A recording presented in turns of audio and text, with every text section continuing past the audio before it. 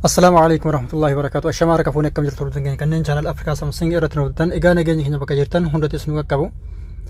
Tole egaa hordoftoota keenya barnoota keenya kanarratti walitti deebinee jirra. Egaa barnoota keenya kana keessatti wanta waa lama isin fayyadu qabadhee dhufee jira jechuudha.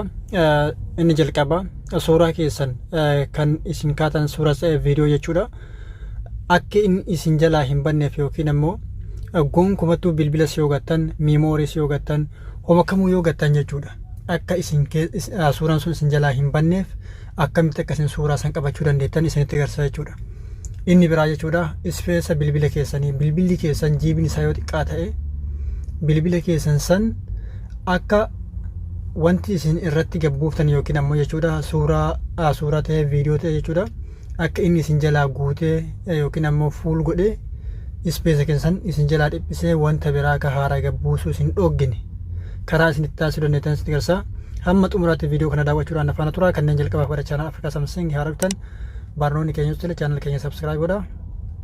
Akkasumas viidiyoo keenya kan daawwattan yoo jaallattan like godhaa. Hiriyoottan keessanis godhaa. Gaafii fi yaada qabdan koomentii irratti nuuf katabaa. Egaa hordoftoota keenya jechuudha wanti maal inni Google Drive fi Google Photoodha jechuudha. Egaa Google Drive jalqaba Google Drive irraa yoo isin kaase jechuudha. Google Drive namni martuu ni beeka jedhee yaada. Google Drive jechuun isa kanaa jechuudha. Google Drive kana yeroo fayyadamtanitti email keessan jechuudha wanti isin achirraa qabdan yookiin ammoo bilbila keessan sanarraa qabdan yoo gara Google Drive kana upload gootan yookiin ammoo Google Drive irratti feetan maalidha asirra ta'a jechuudha. Google Drive kana ta'a iddoo kamiyyuu deemtan bakka kamiyyuu bilbila tanillee yoo gattan kan isin deeffattaniin email keessan saniin suuraa san guutuutti deeffachuu dandeettan jechuudha. Google Drive yeroo fayyadamtan jechuudha maal gootu Google Drive irratti suuraa bilbila keessan irraa qabdan yookiin ammoo jechuudha faayila bilbila keessan irraa qabdan jechuudha kallattimaan bilbila keessan san irraa marratti upload gootu Google Drive irratti upload gootu yookiin ammoo Google Drive irratti feetu jechuudha. Fe'uudhaaf ammoo maal isin barbaachisa as mallattoo pilaasii kanarratti hin cuqaaftu sana booda jechuudha as isa gubbaa walakka irratti argamu upload iddoo yoonatti isa kana irratti al tokkoof ni cuqaaftu sana booda gara gaalarii keessanii isin erga gaalarii keessan keessaa viidiyoo ta'ee footoo waan barbaadan jechuudha achirratti feetanii jechuudha. Achirratti upload gootan fakkeenyaaf haala kanatti filadhe haala kanatti irratti feetanii jechuudha yookiin ammoo irratti dabarsitu jechuudha Google keessan irratti.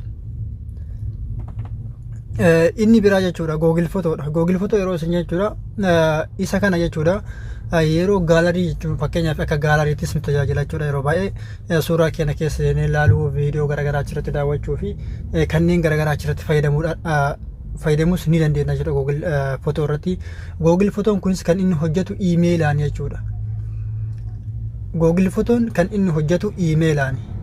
Iimeela keessaniin seentanii sirreeffattanii guunnaaniin suuraa ta'ee viidiyoon yeroo yerootti ofii isaati achirratti isiniif upload ta'a yookiin ammoo maxxanaa deemaa jechuudha. Google Photo kanarratti GB isaas yoo barbaadan dabalataan bitachuu dandeettu akkasumas firii kan ofii isaatii qabus ni jira jechuudha. Kan ofii isaatii qabu qoftinuu wanta isin barbaachisu isiniif yaada jechuudha. Baay'ee ispeesa guddaa qaba yookiin ammoo ispeesa garmalee qabaa jechuudha.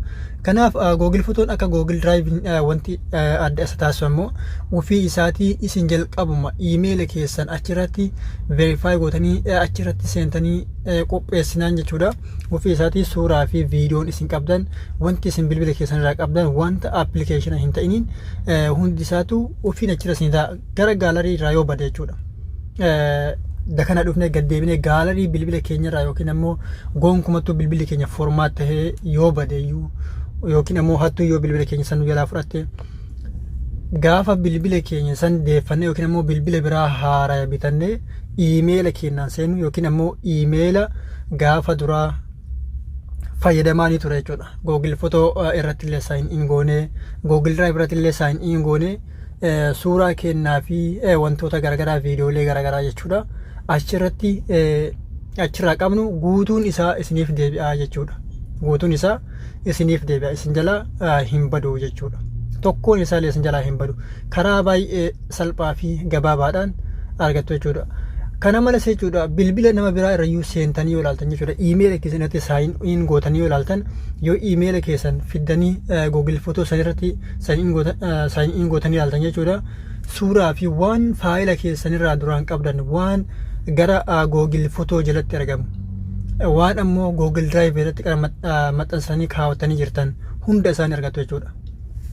Egaa garaagarummaan isaanii isiniif ibsee jira yaada irraan isiniif deebi'a yoo isiniif hin galin jechuudha. Garaagarummaan isaanii Google Drive upload irratti gootan yookiin ammoo ofii irratti feetan. Google Photoon ammoo ofii isaati jalqabu bannaaniin irratti fe'aa ooluu isin hin barbaachisu. Adada isin suuraa tokko yoo katan suuraan tokkichi sun akkuma gaalariitti achi keessatti argama yookiin ammoo dhufee achirratti baakaap ta'aa jechuudha. Wanti isin ganaa irratti upload gochuu isin barbaachisu hin jiru jechuudha. Kanaaf garaagarummaa baay'ee qaba. Ammoo jechuudha Google Drive yeroo fayyadamtanitti neetworkii gahaa barbaada. Garuu ammoo Google Photo jechuudha neetworkii xiqqaanis fayyadamuu dandeettan haala salphaatti fayyadamuu dandeettu jechuudha. Isa kana kanaafuu jechuudha Google Drive keessan Google Drive irrattis waan barbaadan fe'attanii fayyadamuu ni dandeettu akka isin jalaa hin banneef iccitii keessattuu iccitiilee garaagaraa akkasuma dookumentiilee garaagaraa irratti fe'achuu ni dandeettu.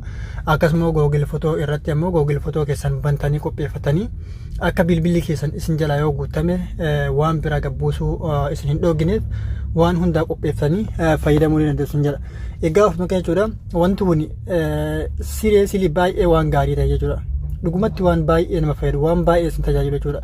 Keessattuu namoonni bilbila xixiqqaa qabdan yookiin ammoo bilbilli keessan GB'n isaa 32 sanaa gad 16 8 waan akkasii ta'e jechuudha. Baay'ee isin tajaajila. Nama bilbilli kiyyi kun GB'n isaa yoo isinitti agarsiise GB guddaa qaba garuu ammoo hin guutamu jechuudha. Hin guutamu garuu ammoo ni fayyadaman Google Photo kana ni fayyadama. Sababbiin isaas bilbila kana yoo gate yoo Google Photo kana fayyadamin bilbila kana yoo gate wanta faayila bilbila kiyya kanarraa qabu yoo gara Google Drive irratti upload godhee hin jiraatin guutuun guutuutti na jalaa badaa jechuudha. Kanaaf karaa salphaadhaan argachuudhaaf Google Photo fayyadamee gaafa bilbila biraa bilbilli kun na jalaa badee bilbila biraa argadhe maaludha kallattii maan gaddeeffadha jechuudha. Kanaaf Google Photo fayyadamuun baay'ee isin gargaara. Wanta badu tokkoof faayila keessan kan jalaa badeefis akkasuma jechuudha space bilbila keessaniifis baay'ee gaariidha Google Photo. Warroonni bilbila keessan irraa hin qabne gabbuufadhaa fayyadama. Warroonni qabdan ammoo Google keessan yookiin ammoo akkaawuntii Google keessanii sign in godhaati hayyama kennaa fi akka suuraa ta'e wantoonni isin bilbila keessan irraa qabdan achirratti isiniif dabru taasisaa fayyadamaa isin jedha. Egaa hordoftoota keenya jechuudha barnoonni keenya karaa qabannee dhufe kana fakkaata hanga barnoota biraatti hin deebine argeenyutti waan nu daawwattaniif galatoomaa yeroo gaarii isiniif haa ta'u.